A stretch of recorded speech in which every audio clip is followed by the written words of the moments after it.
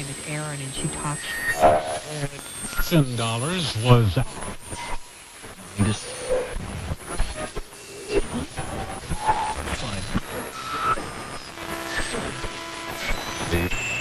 very serious